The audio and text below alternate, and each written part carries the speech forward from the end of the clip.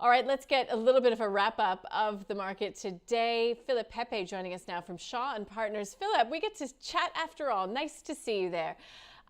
Look, Philip, it's been a pretty negative start to the week, but was to be expected when we saw what was happening on Wall Street on Friday. How do you think we're sitting here as we approach the Tuesday session now? Yeah, look, it's interesting. Obviously, market getting worried about future interest rate rises and future inflation issues.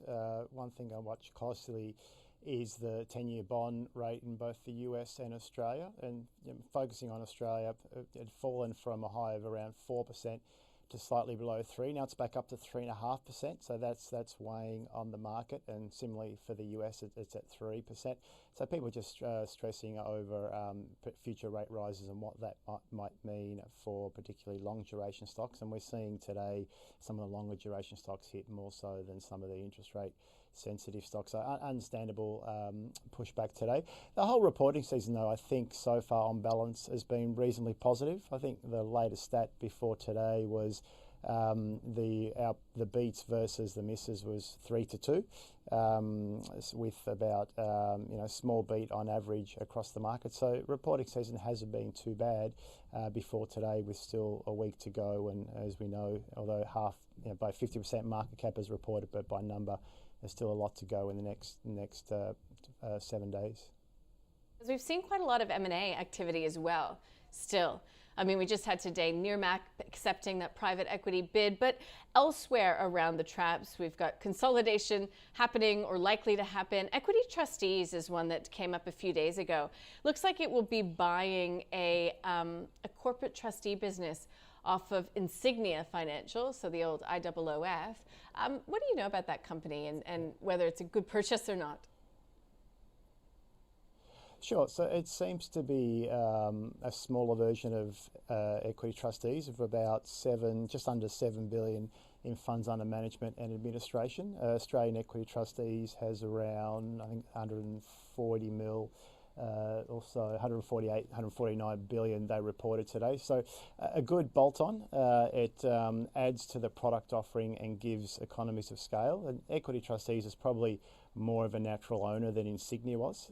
My understanding was Insignia put it for sale or was part of a strategic review announced a while ago, and Equity Trustees today was announced as the winner of that business. So I think it fills not a strategic gap, but it gives them extra product and extra economies of scale, particularly in their trustee wealth services business, where funds under administration goes up significantly as a result of the acquisition. So good little bolt-on, perhaps paid a full price for it, but with some synergies to come through, which they flagged. I think over time, Equity Trustees will be able to eke out some economies of scale. But to be honest, I think the market's at the moment debating FY23 outlook for a lot of the companies. Not sure if a lot of focus, a lot of attention is being paid to acquisitions that companies can make. So, this is a good example of, there's the organic growth that companies have been delivering over time, but with not going ex-growth, but with input cost rises, the argument for M&A perhaps becomes stronger, and more acquisitions will probably be justified on the basis of economies of scale offsetting some of the input cost increases. So I think this one makes sense, and I think we'll see more M&A in the coming weeks. Is it a buy, do you think, Equity Trustees, EQT? Numbers on review, but I have it as a buy at the moment with a $37 price target. Revenue was in line with our forecasts. NPAT was about 6% below. Like everyone, they've experienced input cost increases. Staff costs have gone up. IT costs have gone up. The acquisition makes strategic sense. In a multiple sense, they probably paid about 9 or 10 times EBITDA post synergies, which is where Equity Trustees was trading in itself. So let's say it paid fair value post synergies. But I think over time, at the raised price of $24, yes, we definitely think it's a buy at that price. Got it. Anything else you're in the mood to buy right now? Look, whenever there's an interest rate rise discussion that occurs, people always ask who benefits from interest rate rises, and we've seen in recent weeks a lot of the insurers have seen nice little rallies, sort of 5% or so, because of their leverage to interest rate rises. So a company we like that has a result next week is NobleOak Limited. It's a life insurance company that we've discussed in the past. They benefit directly from interest rate rises.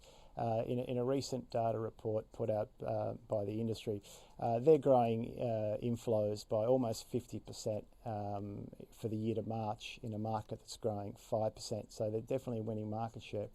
And because they take their premiums and invest it in cash and fixed interest rate securities, interest rate rises actually benefits these companies. So we're finding at the moment that people are switching into some of the interest rate sensitive stocks because of their positive leverage to interest rate rises. So that one has a result next week. We have a buy rating on that one, and we actually think it'll be a positive result and potentially a positive outlook statement to be given because of what's happening in interest rates